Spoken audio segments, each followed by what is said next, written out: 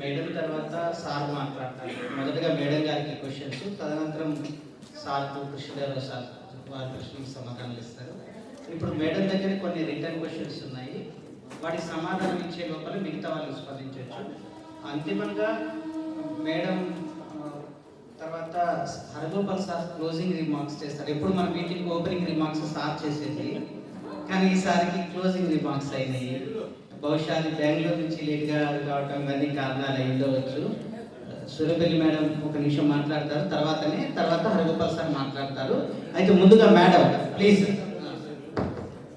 ఎవరైనా క్వశ్చన్స్ అయిపోయిన size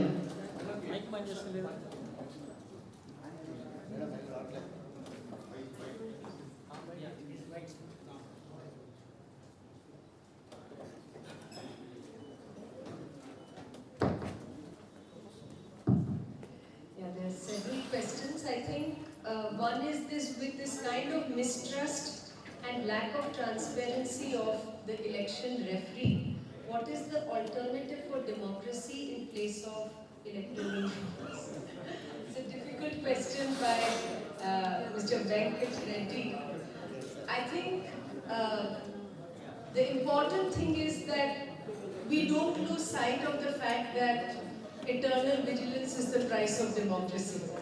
So if we see this kind of lack of transparency, lack of accountability towards the people of the country from the Election Commission, whether it is in the making of the electoral rolls or any other way, I think it is very important that we stand up. It is important to create awareness about what is happening, to build public pressure, because in a democracy there is really no alternative. We have to be able to ensure that those who are sitting in these constitutional positions can actually hear people on the ground who say that we will not tolerate this. I think it's very, very important to do it within the framework of our constitution. We have been shown the path by many leaders in our country during the freedom struggle, after the freedom struggle. It's important for us to be able to peacefully organize and agitate. And I think that there is no other solution. We have to be able to bring enough public pressure in a peaceful framework to be able to ensure that people occupying these positions of power, these constitutional positions, cannot get away with the kind of thing that they are doing. The other question is that many people who raise their voice for the voiceless are being called urban Naxals today. So what does one do? I think this is a very, very real problem. We are seeing in our country that there is an attack on all institutions that hold the powerful to account. There is an attack on all laws that hold the powerful to account, and on all individuals that hold the powerful to account. So this attack on people and individuals who are showing truth to power, whether they are journalists or they are activists or they are people who are sitting within the governance structure, they are being labeled. They are being called anti-national, they are being called urban Naxals, they are being called all sorts of names, and then there are draconian laws that are being used against them to silence them.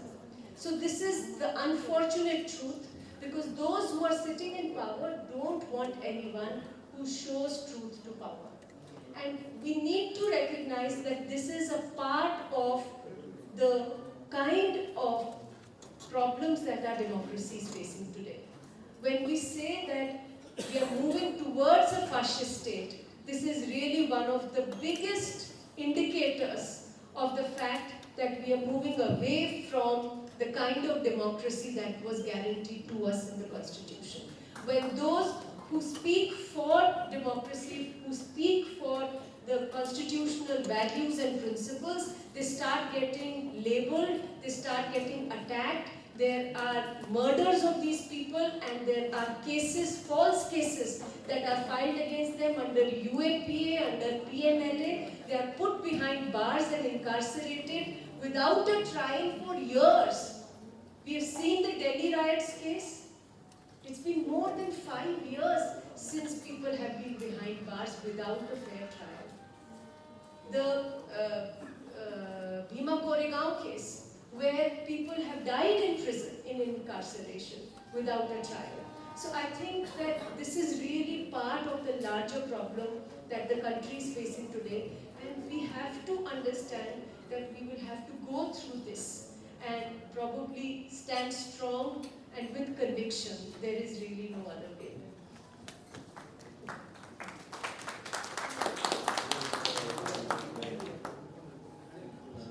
మూడు questions రాసి ఇచ్చారు. ఫస్ట్ది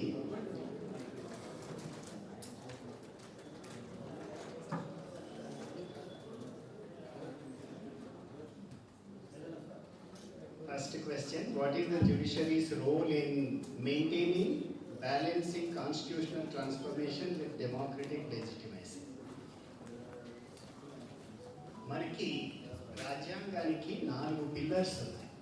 first rule of law, second democracy, third judicial review, fourth is independent, impartial, accessible judiciary.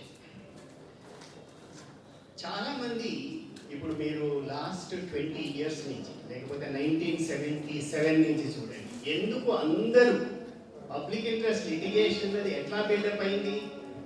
Civil society వెళ్ళారు, lawyers వెళ్ళారు, judges వెళ్ళారు, social movements వెళ్ళారు. దానితోటే అది local stand అయ్యింది. ఎవరైనా వచ్చి మీరు టెలిగ్రామ్ ఇవ్వచ్చు, లెటర్ రాయొచ్చు, సూమోటో తీసుకోవచ్చు, ఇదంతా హోల్ జూరిస్ప్రుడెన్స్ అట్లాగే వచ్చింది. అందుకే పీపుల్కి ఇప్పటికీ కూడా భారతదేశంలో ట్రస్ట్ జ్యుడిషియరీలో. That's the biggest legitimacy. Democratic legitimacy, judicial legitimacy is supreme.